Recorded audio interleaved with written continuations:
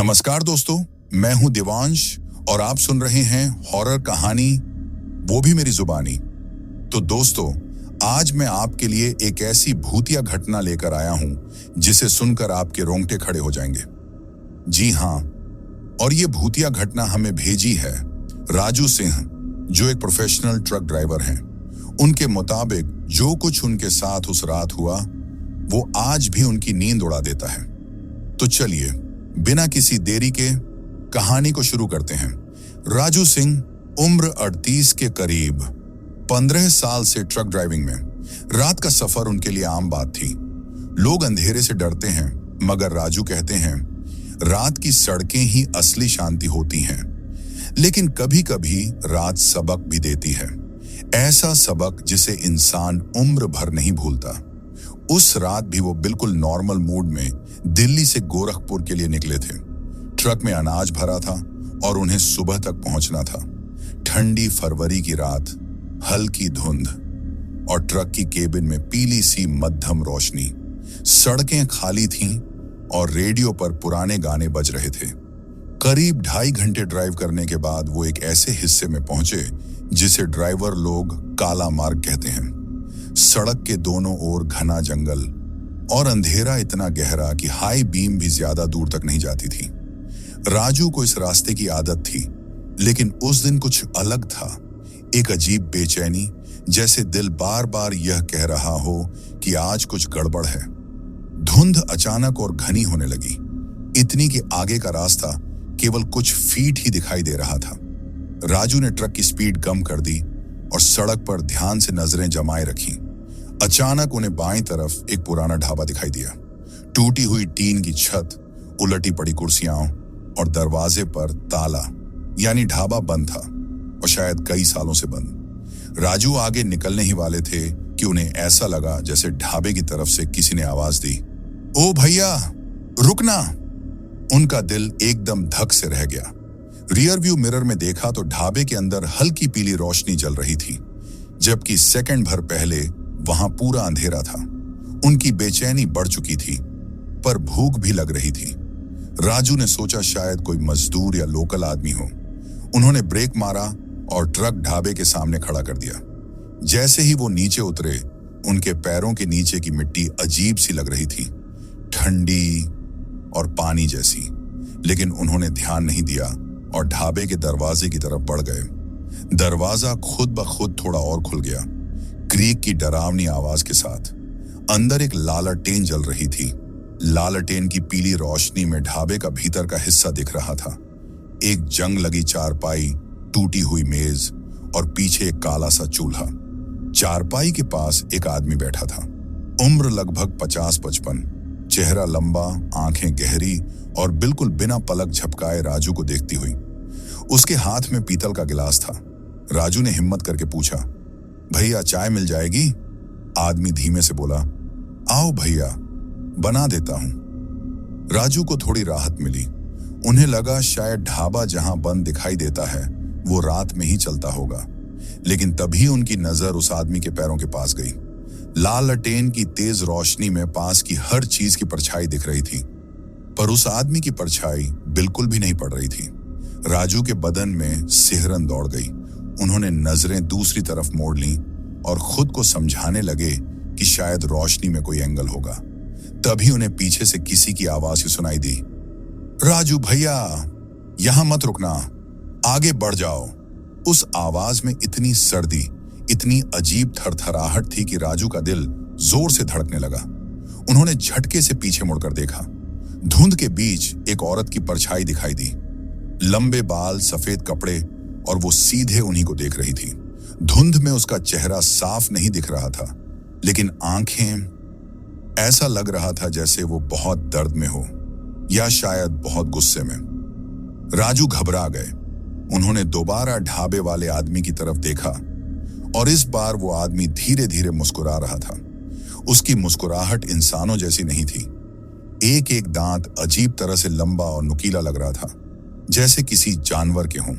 वो बोला, इधर आओ भैया, चाय तैयार है। राजू का दिमाग सुन्न पड़ गया। वो समझ चुके थे कि कुछ बड़ा गलत है। ढाबे में मौजूद दोनों चीजें वो आदमी और वो औरत, दोनों में कुछ इंसानी नहीं था। राजू ने पीछे हटने की कोशिश की, पर उनके पैर जमीन पर जैसे चिपक गए थे। ढाबे के चारों ओर धुंध और भी घनी होने लगी थी, इतनी कि लालटेन की रोशनी भी धुंधली पड़ने लगी। उसी धुंध में वो औरत की परछाई धीरे धीरे ढाबे की तरफ बढ़ रही थी, लेकिन उसकी चाल ऐसी थी जैसे पैरों से नहीं, हवा में तैरते हुए आ रही हो। राजू ने कांपती आवाज में पूछा, तुम कौन हो? औरत की आवाज बहुत धीमी थी, लेकिन साफ। यहां जो भी रुकता है वो वापस नहीं जाता। राजू का दिल अब सीने से बाहर निकलने को था। ढाबे वाला आदमी अब खड़ा हो चुका था और उसके हाव भाव इंसानों जैसे नहीं, बल्कि किसी शिकारी जैसे लग रहे थे। धुंध, सन्नाटा, टूटा ढाबा और वो दो परछाइयां, सब मिलकर एक ऐसी दहशत बना चुके थे कि राजू को समझ ही नहीं आ रहा था कि वो जिंदा कैसे बचे। राजू का दिल इतनी तेज धड़क रहा था कि उन्हें लग रहा था जैसे पूरा ढाबा उस धड़कन की आवाज सुन सकता है। ढाबे वाला आदमी अब उनकी तरफ बढ़ रहा था। उसके कदमों की आवाज अजीब थी, ऐसे जैसे किसी सूखी लकड़ी को मोड़ने पर होती है। कड़क कड़क। धुंध के बाहर खड़ी वो औरत भी अब लालटेन की रोशनी में साफ दिखाई देने लगी थी। उसका चेहरा ऐसा था जैसे किसी ने कई सालों से उसे सोने नहीं दिया हो। आंखें धंसी हुई, होंठ फटे हुए और चेहरे पर एक गहरी थकान। लेकिन उसके चेहरे की सबसे डरावनी बात यह नहीं थी। डरावनी बात थी कि वो मुस्कुरा नहीं रही थी, फिर भी उसके होंठ अपने आप फैल रहे थे, जैसे कोई अदृश्य हाथ उसके चेहरे को मजबूर कर रहा हो। राजू ने हिम्मत जुटाते हुए धीमी आवाज में कहा, मुझे जाने दो, मैंने किसी का क्या बिगाड़ा है? ढाबे वाला आदमी एकदम राजू के सामने आ गया और फुसफुसाते हुए बोला, तुम्हें किसने कहा था रुकने को? जिसे जो नहीं देखना चाहिए उसके सामने कभी नहीं जाना चाहिए भैया। उसका चेहरा राजू के इतना करीब था कि उसकी सांस की ठंडक राजू की गर्दन पर महसूस हो रही थी। उसकी आंखों में देखने पर ऐसा लगता था जैसे दो काले गड्ढों में झांक रहे हों। राजू ने पीछे हटने की कोशिश की, लेकिन उनके पैर अभी भी जकड़े हुए थे। ऐसा लग रहा था जैसे जमीन ने उन्हें जकड़ लिया हो। तभी अचानक पीछे से किसी ने बहुत जोर से चिल्लाया, भागो! वो आवाज इतनी तेज थी कि लालटेन भी हल्के से हिल गई। राजू ने देखा कि वो सफेद कपड़ों वाली औरत अब ढाबे के एकदम दरवाजे पर खड़ी थी। उसकी आंखों से आंसू बह रहे थे, लेकिन उसकी उंगलियां हवा में ऐसे फैली थीं जैसे वो राजू को पकड़कर बाहर की ओर धकेल रही हो। राजू के पैरों की पकड़ ढीली पड़ने लगी, जैसे किसी ने उनकी जंजीरें खोल दी हों। उन्होंने मौके का फायदा उठाया और पलटकर बाहर भागने की कोशिश की, लेकिन जैसे ही वो दरवाजे की तरफ मुड़े, ढाबे वाला आदमी चीख कर बोला, रुक जा!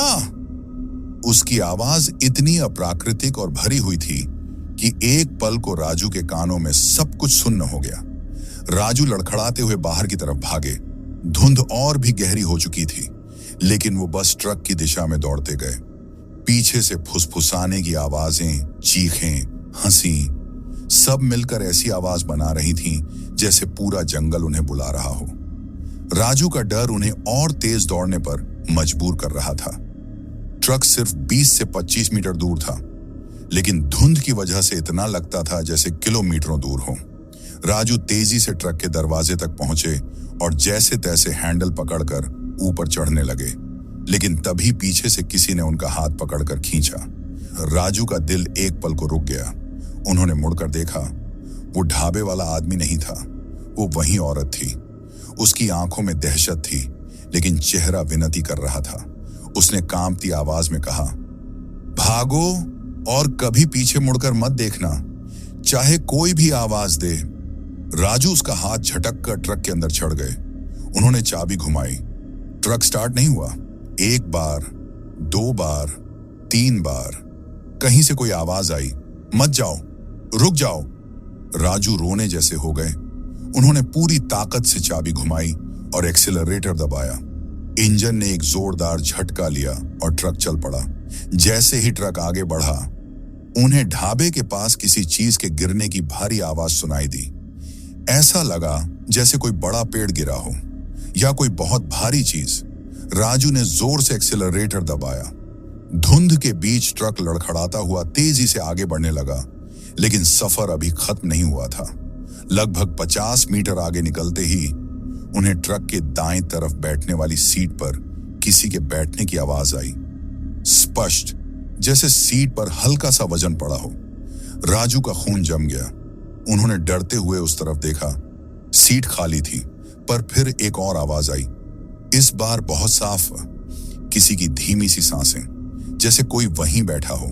राजू ने तुरंत सीट के नीचे दाईं तरफ और सारे शीशे चेक किए, पर वहां कोई नहीं था। लेकिन जिसकी सांसें वे सुन रहे थे वो किसी इंसान की नहीं लग रही थी। सांसें बहुत ठंडी, बहुत गहरी और बहुत पास से आ रही थी। राजू कांपते हुए ड्राइव करते रहे।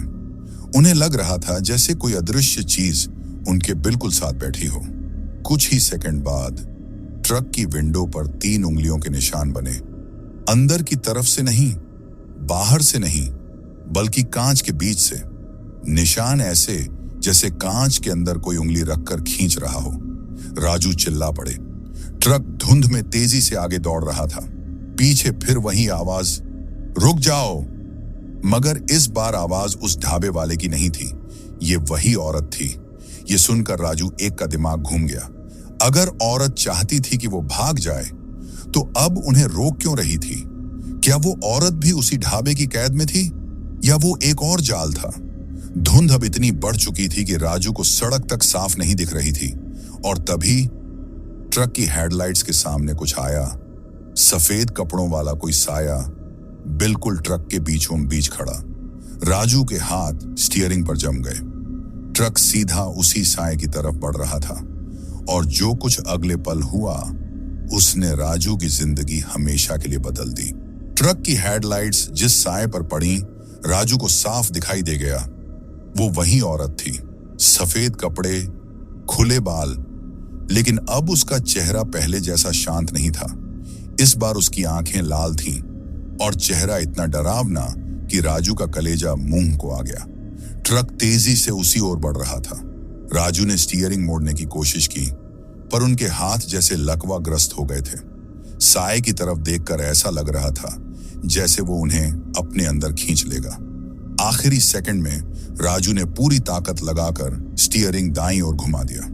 ट्रक सड़क से उतरकर कंकर पत्थरों पर उछलता हुआ जंगल की तरफ जाने लगा। ब्रेक लगाने की आवाज, पत्थरों के उछलने की आवाज और इंजन की चीख, सब कुछ एक साथ। ट्रक रुका तो सही, लेकिन झटके में राजू का सिर स्टीयरिंग से टकराया और उनकी आंखों के सामने सब कुछ धुंधला हो गया। कुछ पल के लिए उन्हें कुछ दिखाई ही नहीं दिया। धीरे धीरे उनकी नजर वापस आने लगी। उन्होंने सांसें संभालकर शीशे के बाहर देखा। सड़क पूरी तरह गायब, सिर्फ गहरा जंगल, काली मिट्टी और धुंध। राजू ने डरते हुए हेडलाइट्स फिर ऑन की। लाइट्स जैसे ही तेज हुई, उन्हें ट्रक के बिल्कुल सामने वही औरत खड़ी दिखी। वो पहले से भी ज्यादा करीब थी, इतनी करीब कि अगर राजू चाहें तो शीशा उतारकर उसका चेहरा छू सकते थे। उसकी आंखें सीधी राजू की आंखों में घुसी जा रही थीं। उसके होंठ खुले, लेकिन आवाज नहीं, बस ठंडी सांसें कांच पर पड़कर धुआं छोड़ रही थीं। राजू हकलाते हुए बोले, माँ, मैंने कुछ नहीं किया, मुझे छोड़ दो। औरत ने धीमे से अपना सिर झुकाया। उसके बाल कांच पर आ गिरे।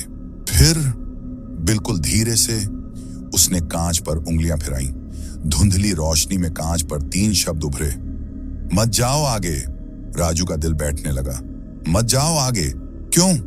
क्या आगे उससे भी बड़ा खतरा था? राजू की सांसें अटकी ही थीं कि अचानक औरत गायब हो गई, जैसे धुंध में घुल गई हो। कोई आवाज नहीं, कुछ भी नहीं। राजू ने तुरंत गियर लगाया और ट्रक को धीरे धीरे पीछे की तरफ मोड़ने लगे। वो वापस सड़क पर जाना चाहते थे, लेकिन पीछे जाने से पहले उन्होंने रियर व्यू मिरर देखा, और ये देखने के बाद उनके शरीर में बिजली दौड़ गई। ट्रक के ठीक पीछे वो ढाबा फिर से दिखाई दे रहा था।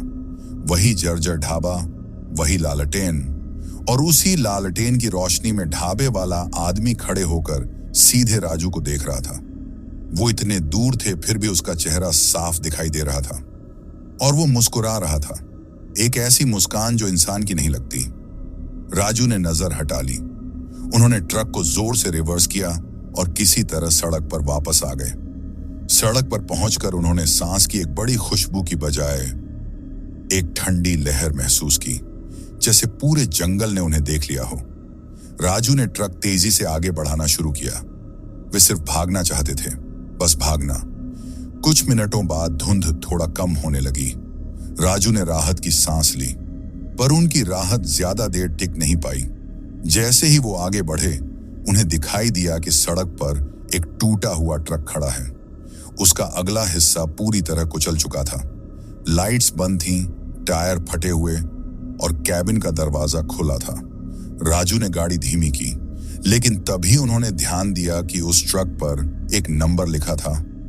वही नंबर जो उन्होंने कुछ महीने पहले किसी ड्राइवर के लापता होने की खबर में सुना था। राजू के हाथ कांपने लगे। उन्होंने ट्रक रोकने की बजाय स्पीड बढ़ा दी। वो उस टूटे ट्रक के पास बिल्कुल नहीं रुकना चाहते थे, लेकिन जैसे ही वो उसके पास से गुजरे, उन्हें ट्रक के अंदर किसी के बैठने की परछाई दिखी, एकदम स्थिर, जैसे वो किसी का इंतजार कर रहा हो। राजू की रूह कांप गई। उन्होंने गर्दन घुमाकर दोबारा देखने की गलती नहीं की। अब तक लगभग 3 घंटे हो चुके थे। राजू थक चुके थे, डरे हुए थे और उनका मन सिर्फ एक ही बात कह रहा था, बस इस रास्ते से बाहर निकल जाऊं। कुछ दूर आगे उन्हें एक पुलिस चौकी जैसा कुछ दिखा। छोटी सी इमारत, एक बाइक और बाहर एक लाल बल्ब जल रहा था।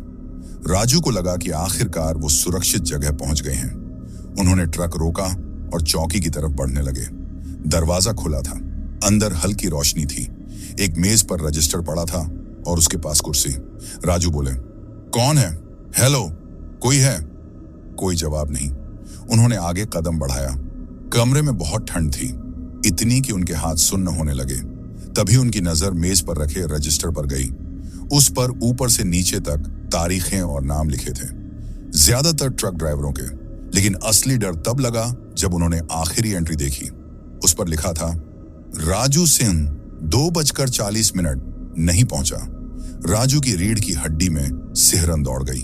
उनका नाम, आज की तारीख और लिखा था नहीं पहुंचा। मतलब इस चौकी को पता कैसे चला कि वो नहीं पहुंचेंगे, जबकि वो अभी यहीं खड़े थे? उन्होंने रजिस्टर पर उंगली फेर कर देखा। स्याही बिल्कुल ताजा थी। राजू तुरंत मुड़े और चौकी से बाहर भागे। उन्होंने दौड़कर ट्रक का दरवाजा खोला और अंदर बैठ गए। उनका पूरा शरीर कांप रहा था। जैसे ही उन्होंने चाबी घुमाई, बगल वाली सीट पर फिर वही आवाज आई, धीमी ठंडी सांसों की आवाज। और उसके बाद एक और आवाज, फुसफुसाहट में, मैंने कहा था ना, मत आओ आगे। राजू का दिल थम गया। उन्होंने डर के मारे विंडशील्ड की तरफ देखा और जो उन्होंने देखा उससे वो चीख भी नहीं पाए। वो सफेद कपड़ों वाली औरत ट्रक की फ्रंट विंडो के बाहर हवा में तैर रही थी और उसके बिल्कुल पीछे धुंध में वह ढाबा फिर से दिख रहा था। ट्रक की विंडशील्ड के बाहर हवा में तैरती हुई उस औरत को देखकर राजू की सांसें जैसे हमेशा के लिए अटक गईं। उसका चेहरा कांच से कुछ इंच की दूरी पर था और उसकी आंखें सीधी राजू की आंखों में घुसी जा रही थीं। ऐसा लग रहा था जैसे उसकी आंखें इंसानी नहीं बल्कि गहरे कुएं हों जिसमें कोई गहराई ही ना हो। राजू हिल भी नहीं पा रहे थे। ट्रक का इंजन चालू था, लेकिन गैस देने की उनकी हिम्मत ही नहीं हो रही थी। औरत ने धीरे से अपना हाथ बढ़ाया और कांच पर रख दिया। कांच पर बर्फ की परत जमने लगी और वो परत अंदर की तरफ फैलती जा रही थी। राजू ने कांपते हुए मुंह खोला। तुम आखिर चाहती क्या हो? औरत ने कोई जवाब नहीं दिया, लेकिन उसके होंठ अपने आप हिलने लगे। शब्द नहीं सुनाई दे रहे थे, पर वो बोल कुछ रही थी। राजू को लगा कि शायद वो उनका नाम ले रही हो। उन्होंने साहस जुटाकर गैस दबाई। ट्रक आगे झटका खाकर बढ़ा। जैसे ही ट्रक आगे बढ़ा, औरत हवा में ऐसे पीछे खिसक गई जैसे किसी ने उसे जोर से धक्का दिया हो। लेकिन डर की बात यह थी, वो गायब नहीं हुई, वो बस धुंध में छुप गई। राजू अब ट्रक को किसी भी तरह इस रास्ते से निकालना चाहते थे। सड़क अब दिखाई दे रही थी, लेकिन माहौल इतना डरावना था कि हर पेड़, हर झाड़ी, हर मोड़ उन्हें किसी परछाई जैसा लग रहा था। कुछ मिनट बाद उन्हें लगा कि शायद अब खतरा टल गया है। वो तेजी से ड्राइव करते रहे, पर तभी ट्रक की हेडलाइट्स में आगे सड़क पर कोई चीज दिखाई दी। राजू ने पहले सोचा कि शायद जानवर होगा, लेकिन जैसे ही ट्रक करीब आया वो चीज साफ हो गई। एक बच्चा लगभग 8-10 साल का, नंगे पैर, गंदे कपड़े और सड़क के बीचों बीच खड़ा। राजू के हाथ स्टीयरिंग पर जम गए। उन्होंने ब्रेक मारा और ट्रक सड़क पर चीखता हुआ रुक गया। राजू ने विंडशील्ड से बाहर झांका। बच्चा सिर झुकाए खड़ा था। वो हिला भी नहीं, सांस ले रहा है या नहीं ये भी पता नहीं चलता था। कुछ सेकंड तक राजू उसे बस घूरते रहे। फिर उन्होंने धीरे से हॉर्न बजाया। बच्चा एकदम हिला भी नहीं। राजू का डर एक और स्तर पर जा चुका था। उन्होंने ट्रक का दरवाजा लॉक किया और अंदर ही बैठे रहे। कुछ देर बाद बच्चे ने धीरे धीरे सिर उठाया। उसकी दोनों आंखें पूरी तरह काली थीं, बिना कोई सफेदी, बिना कोई पुतली, सिर्फ काला खालीपन। राजू की चीख गले में अटक गई। बच्चे ने अपना सिर थोड़ा सा टेढ़ा किया और हल्की मुस्कान दी। फिर उसने हाथ उठाया और सीधे राजू की तरफ इशारा किया, जैसे कह रहा हो, उतर कर आओ। राजू ने तुरंत गियर लगाया और गैस दबा दी। ट्रक बच्चे के पास से गुजरा तो वो एकदम गायब हो गया। न भागा न हिला, वो बस धुएं की तरह हवा में घुल गया। राजू की हालत खराब थी। उनकी सांसें इतनी तेज थीं कि उन्हें चक्कर आने लगे। उन्होंने ट्रक की खिड़की से बाहर देखा। हर तरफ धुंध थी, कोई इंसान नहीं, कुछ भी नहीं। कुछ किलोमीटर आगे उन्हें आखिरकार एक बोर्ड दिखाई दिया, गांव कालीपुर। 2 किलोमीटर। राजू को लगा कि शायद यहां कुछ मदद मिल सकती है। उन्होंने राहत की सांस ली और गैस बढ़ा दी, पर राहत अगले ही सेकंड में खत्म हो गई, क्योंकि जैसे ही ट्रक गांव की तरफ मुड़ा, उनके सामने एक बहुत पुराना टूटा हुआ गेट दिखाई दिया। उस पर जंग लगी हुई थी और ऊपर बड़े बड़े अक्षरों में लिखा था, कालीपुर प्रवेश वर्जित, रात के बाद न आए। गेट की दोनों तरफ टूटी बाड़, सूखे पेड़ और अजीब सी खामोशी। ऐसा लग रहा था जैसे गांव वर्षों से छोड़ दिया गया हो। राजू रुक गए। उनका दिमाग बार बार कह रहा था कि वापस मुड़ जाओ, लेकिन पीछे वाली सड़क, वो ढाबा, वो बच्चा, वो औरत, वो सब अब भी पीछे हो सकते थे। उन्होंने गहरी सांस ली और ट्रक को धीरे धीरे उस गेट से अंदर ले गए। जैसे ही ट्रक गांव में दाखिल हुआ, ठंडी हवा का एक जोरदार झोंका आया। पहले से ज्यादा ठंडा, इतना कि विंडशील्ड से धुंध छूटने लगी। गांव के अंदर सड़क टूटी हुई थी। इधर उधर कच्चे घर, जिनमें से कुछ की छतें गिर चुकी थीं।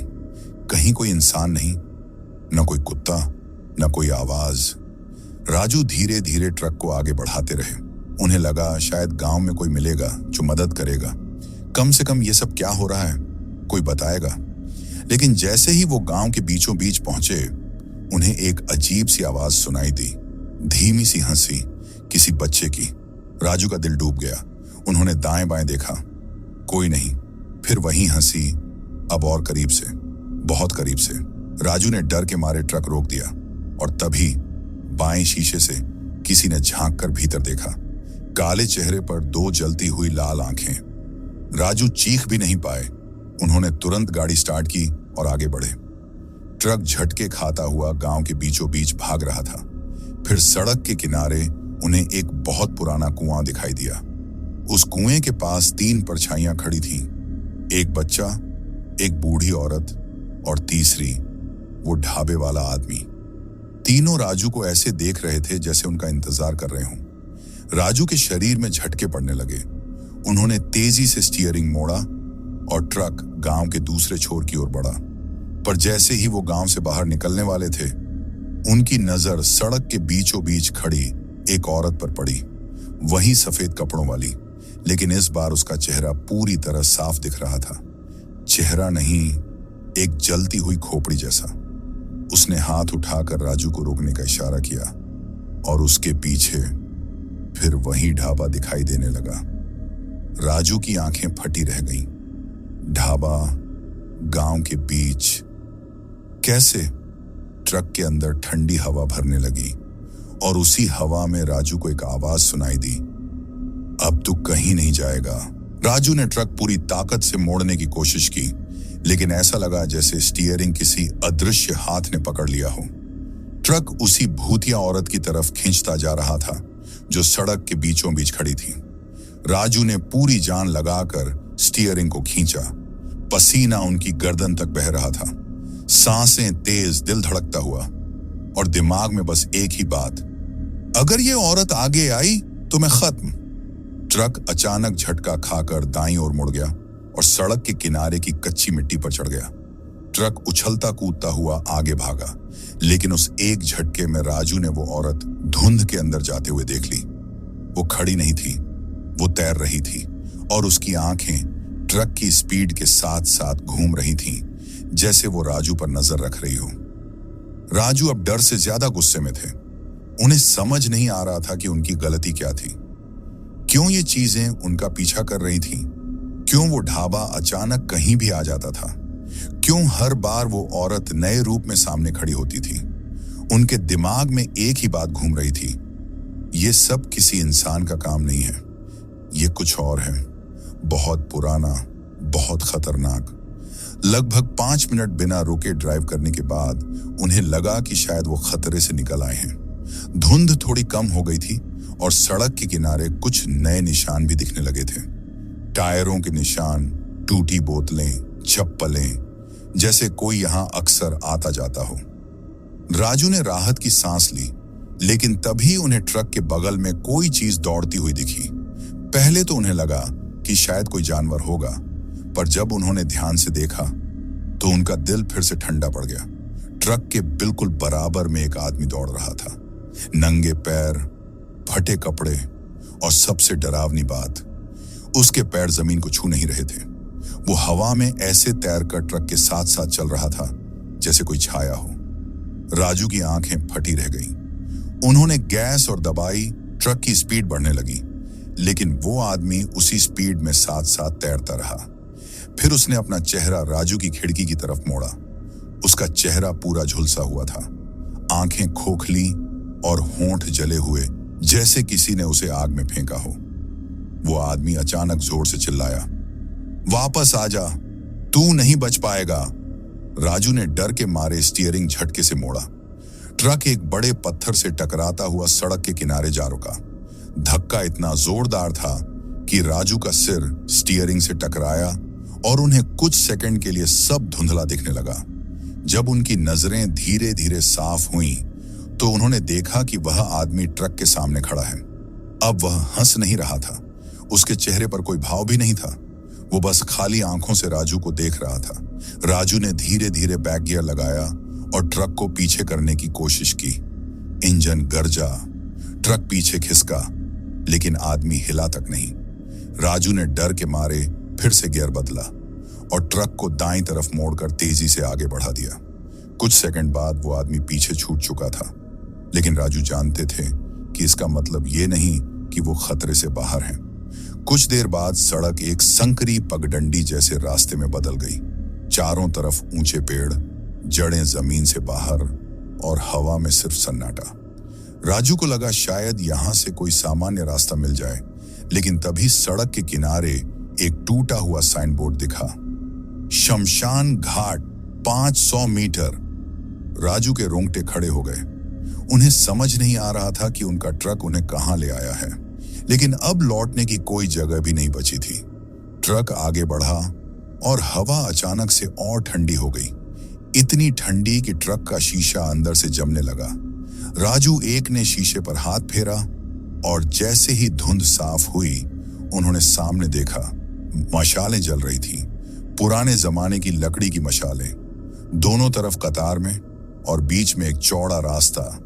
इस रास्ते के आखिर में कई काले कपड़ों में लिपटे लोग खड़े थे। उनके चेहरे नहीं दिख रहे थे, बस काले कपड़े और हाथों में पुरानी मिट्टी वाली लैंप। राजू का दिल धड़कना बंद होने लगा। उन्होंने खुद से कहा, यह सपना है, यह सपना ही होगा। लेकिन वो सपना नहीं था। उन काले कपड़ों वाले लोगों ने धीरे धीरे अपना सिर उठाया और एक साथ राजू के ट्रक की तरफ देखने लगे। सबकी आंखें बिल्कुल सफेद थीं, पूरी सफेद, जैसे आंखें हों ही नहीं, सिर्फ दूधिया कोहरा।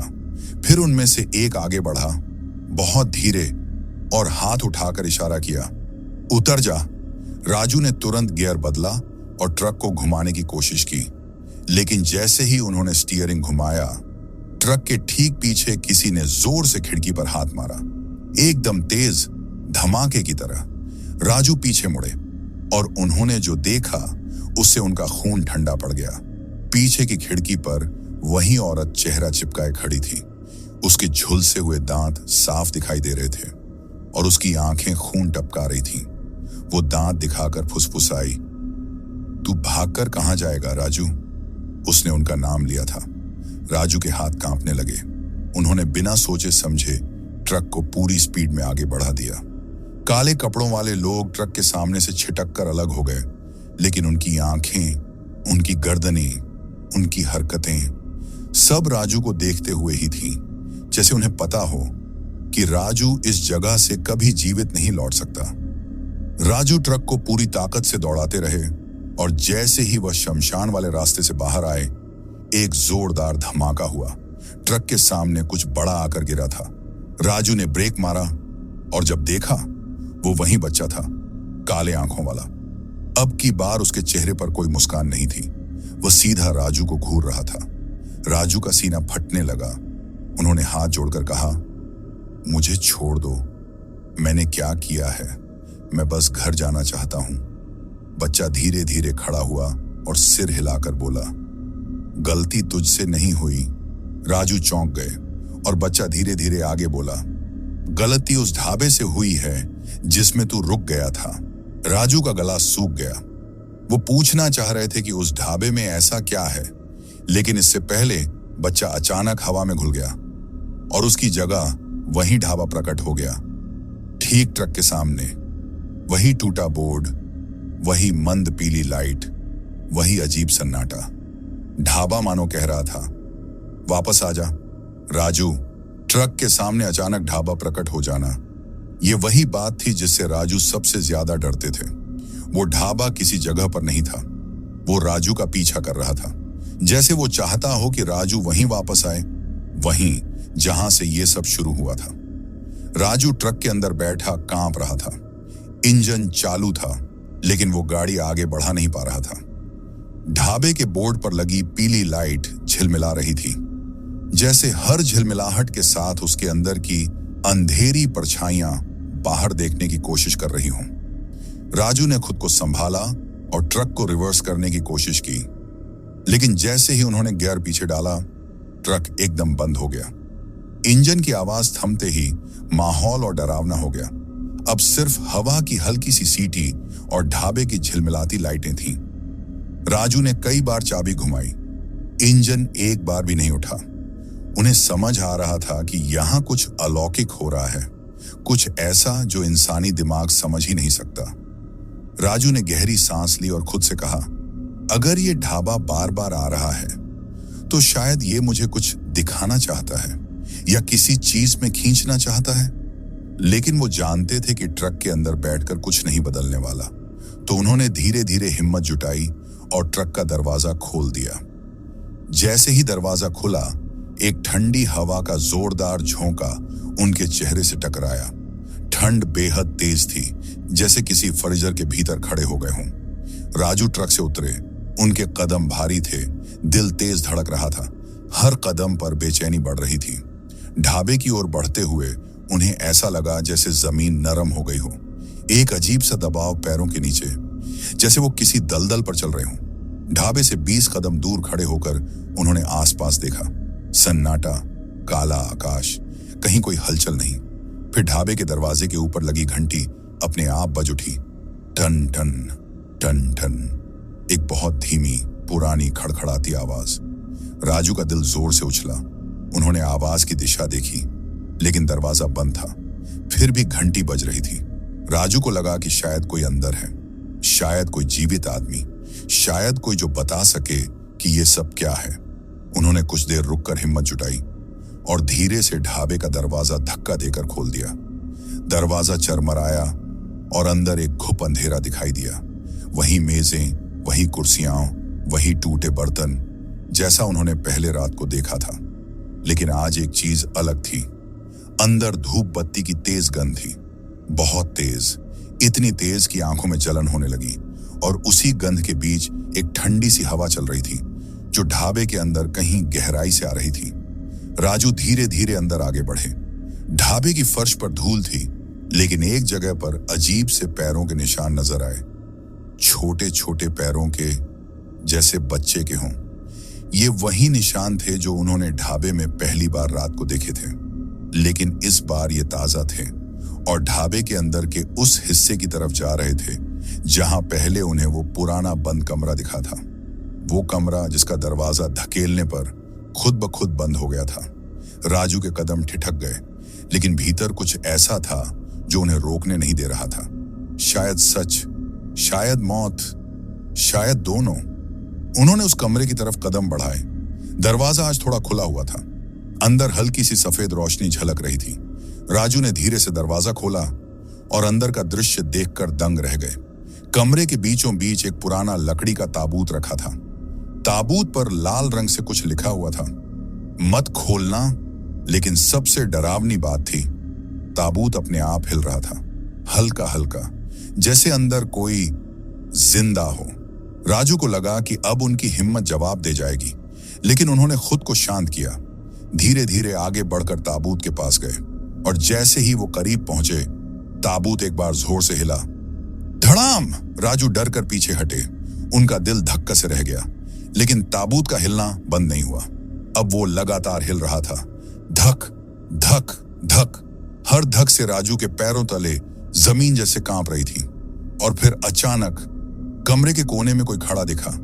वो बच्चा, काले आंखों वाला, खामोश, सिर्फ देखता हुआ। राजू ने कांपते हुए पूछा, ये क्या है? अंदर कौन है? बच्चे ने धीरे से सिर उठाया। उसकी आवाज पहले जैसी नहीं थी। इस बार उसकी आवाज में भारीपन था, जैसे कोई बूढ़ा आदमी बोल रहा हो। ये ताबूत किसी इंसान का नहीं। राजू की सांसें अटक गईं। बच्चा आगे बोला, ये उस चीज का घर है जो इस ढाबे को चलाती है। राजू ने डर के मारे ताबूत से नजर हटाकर बच्चे की तरफ देखा। लेकिन मुझे क्यों फंसाया? मैं तो बस रास्ता पूछने रुका था। बच्चा पास आकर खड़ा हो गया। उसकी आंखें पूरी तरह काली हो चुकी थीं। उसके चेहरे पर कोई भाव नहीं था।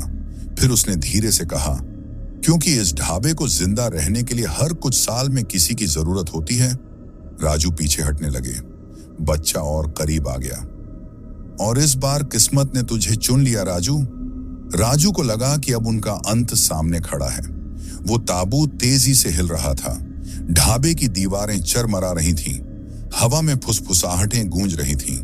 राजू मुड़कर कमरे से भागने लगे, लेकिन तभी ताबूत का ढक्कन अपने आप खुल गया। एक जोरदार आवाज, खड़ाक! ढक्कन फर्श पर गिरा। कमरे में अंधेरा फैल गया और ताबूत के अंदर से किसी लंबी काली विकृत आकृति ने धीरे धीरे सिर उठाया। उसके बाल बहुत लंबे, काले और उलझे हुए थे। चेहरे पर नाक नहीं थी, सिर्फ 2 बड़े छेद, और आंखें खोखली, अंधेरे से भरी हुई। वह ताबूत से उठ रही थी, धीरे धीरे, जैसे सदियों की नींद से जाग रही हो। राजू को लगा अब उनका बचना नामुमकिन है। वो मुड़कर दरवाजे की तरफ दौड़े, लेकिन दरवाजा अपने आप बंद हो गया। कमरे में सिर्फ वही भयानक आकृति थी। बच्चा गायब था और फुसफुसाहटें गूंज रही थीं। तू अब हमारा है। कमरा पूरी तरह अंधेरे में डूब चुका था। ताबूत से निकल रही वो लंबी विकृत आकृति अब आधी बाहर आ चुकी थी। उसके बाल जमीन पर घिसट रहे थे। उसके हाथ बेहद लंबे और पतले, जैसे सूखी शाखाएं। राजू दरवाजे को धक्का दे देकर तोड़ने की कोशिश कर रहे थे, लेकिन दरवाजा जैसे दीवार बन गया था। ना हिल रहा था, ना चरमरा रहा था। कमरे में हर तरफ एक ही आवाज गूंजने लगी, धीमी, भारी और बिल्कुल इंसानी नहीं। राजू! राजू का नाम उस आकृति के होंठ हिले बिना गूंज रहा था, जैसे आवाज कमरे की दीवारों में से आ रही हो। राजू डर के मारे दीवार से चिपक गए। दिल धड़कना भूल रहा था, लेकिन एक बात साफ थी, अगर वो कमरे से बाहर नहीं निकले तो जिंदा नहीं बचेंगे। वो आकृति पूरी तरह ताबूत से बाहर निकल आई। अब वो खड़ी थी, लेकिन उसके पैर जमीन पर नहीं थे। वो कुछ इंच ऊपर हवा में तैर रही थी। उसका सिर एक ओर झुका हुआ और बाल चेहरा ढक रहे थे। राजू ने कांपती आवाज में कहा, मैंने क्या बिगाड़ा है तुम्हारा? कोई जवाब नहीं। आकृति ने बस धीरे से अपना सिर उठाया और पहली बार उसका पूरा चेहरा दिखा। चेहरा नहीं, जैसे किसी ने जले हुए मांस का ढेर किसी खोपड़ी पर चिपका दिया हो। गहरी दरारें, काली त्वचा और अंदर से आती धुआं जैसी भाप। उसकी आंखें दो काले गड्ढों जैसी थीं, जिनमें देखते ही ऐसा लगता था जैसे इंसान की आत्मा खींच ली जाए। राजू ने आंखें बंद कर ली। वो कांपते हुए बुदबुदाए, भगवान बचा लो। और तभी एक बहुत ही तगड़ा झटका लगा। कमरा हिलने लगा, दीवारों से धूल झड़ने लगी। वो आकृति गरजते हुए हवा में उछली और सीधा राजू पर झपटी। राजू ने बिना सोचे समझे एक तरफ छलांग लगा दी। आकृति दीवार से टकराई और इतनी जोर से कि पूरी दीवार फटने लगी। एक दरार से फैलती हुई छत तक पहुंची।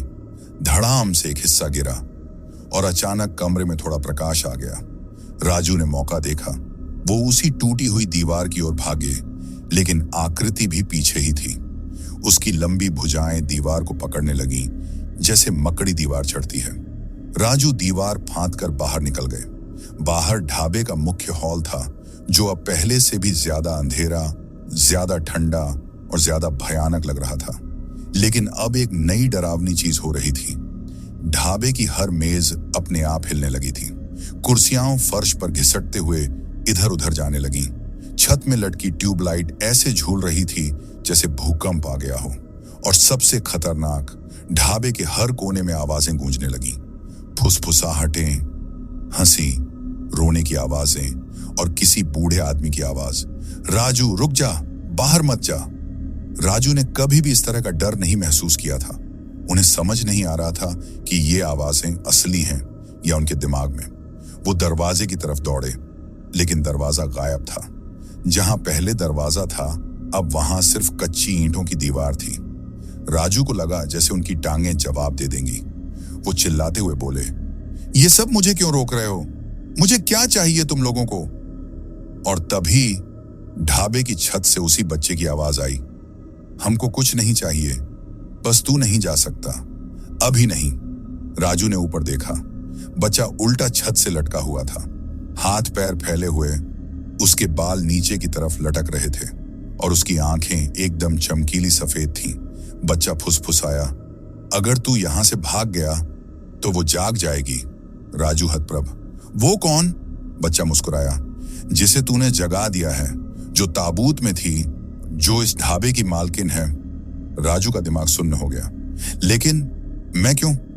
मुझे ही क्यों? बच्चा धीरे धीरे नीचे गिरने लगा, लेकिन सीधा नहीं, झटके झटके से, जैसे टूटा कठपुतली हो। जमीन पर पहुंचते हुए उसने कहा, क्योंकि तुझ में वो चीज है जो उसे चाहिए। राजू पीछे हटे। क्या चीज? बच्चा पास आया और बहुत धीरे से बोला, जिंदा शरीर। राजू का दिल जैसे रुक गया। सब समझ आ गया था। यह ढाबा सिर्फ भूतिया जगह नहीं था। यह जगह एक जाल थी, जहां हर कुछ साल में कोई जीवित इंसान फंसता था और उस चीज की खुराक बन जाता था जो ताबूत में सोती थी। और इस बार वो राजू थे।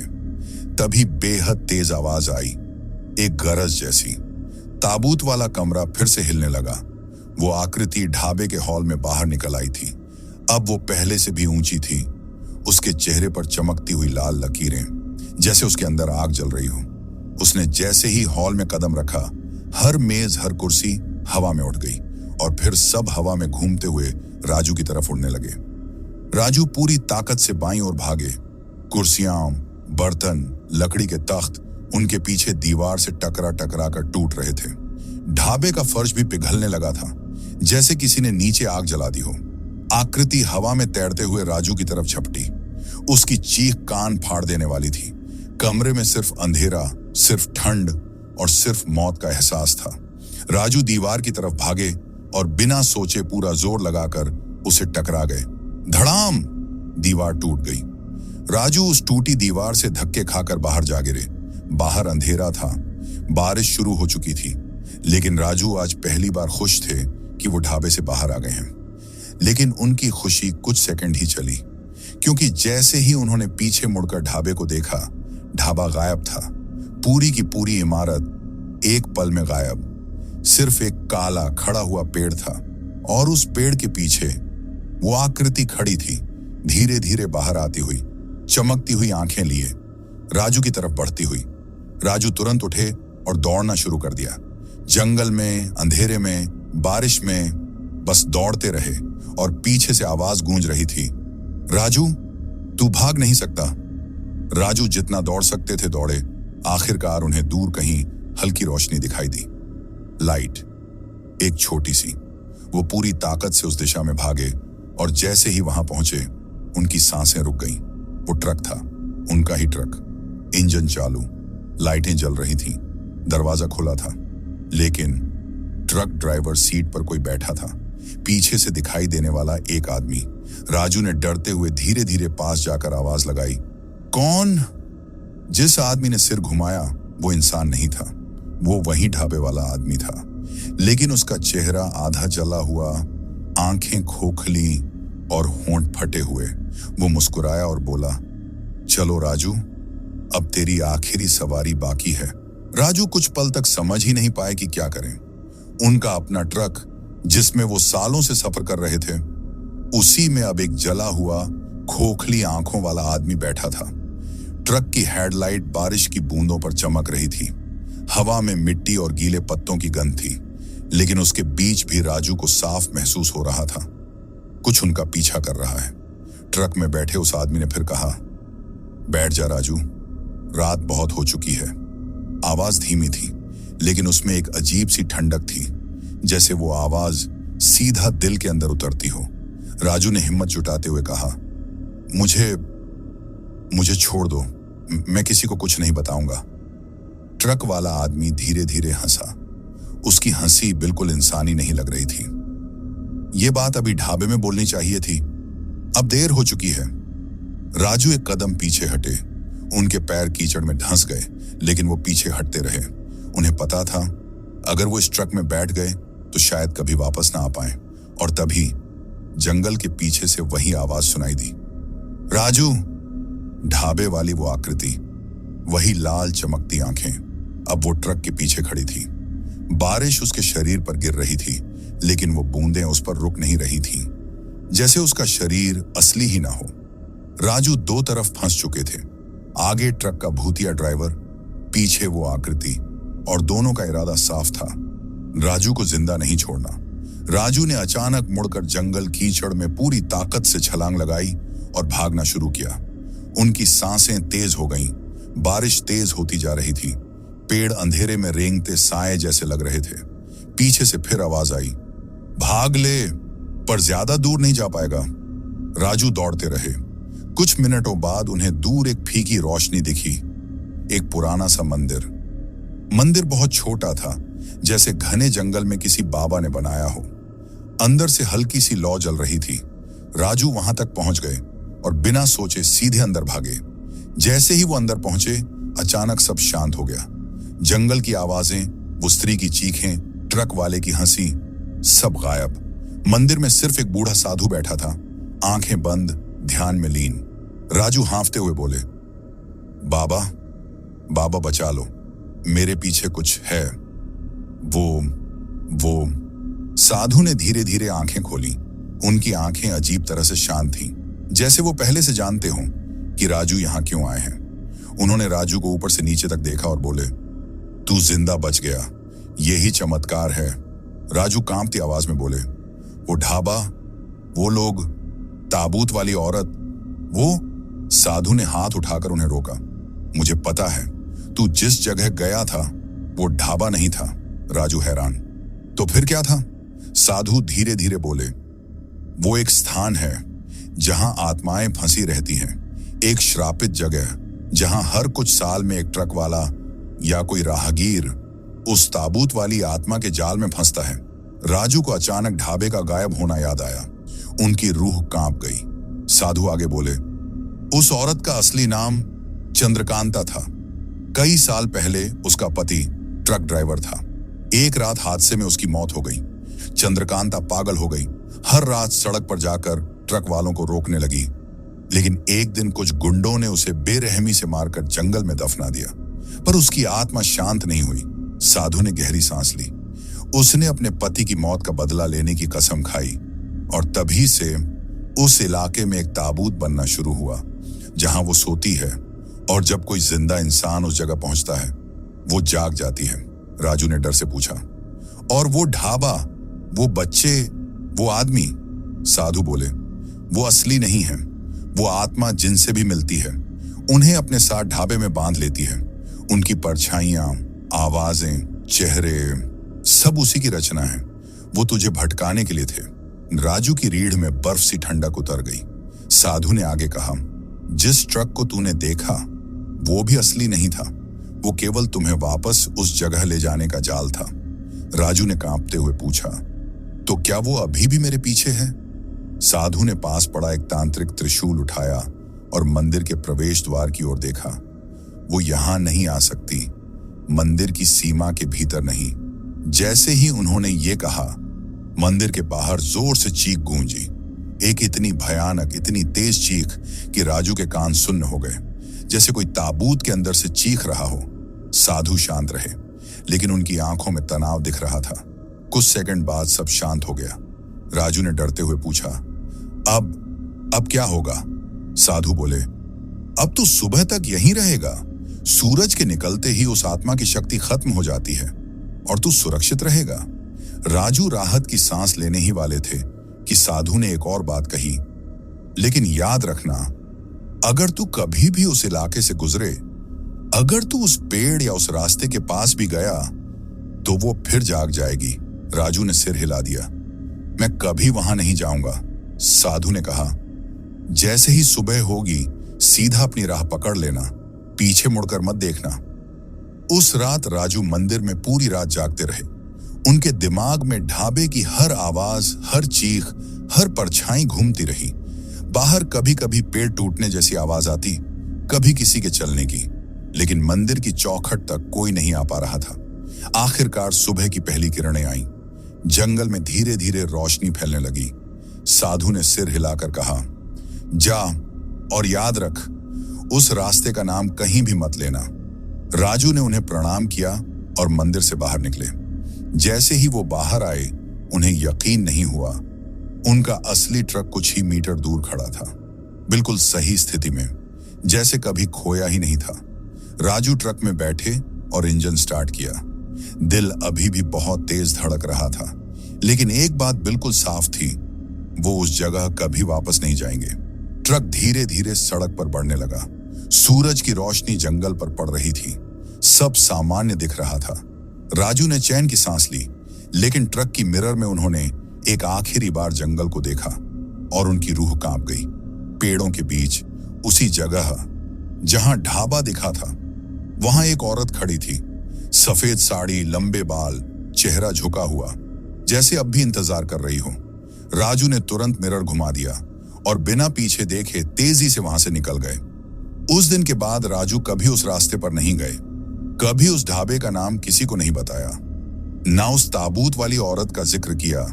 लेकिन आज, कई महीनों बाद, जब उन्होंने ये कहानी मुझे भेजी तो एक बात लिखी, दिवांश, आज भी जब रात में सफर करता हूं, कभी कभी ट्रक के पीछे कोई कदमों की आहट सुनाई देती है।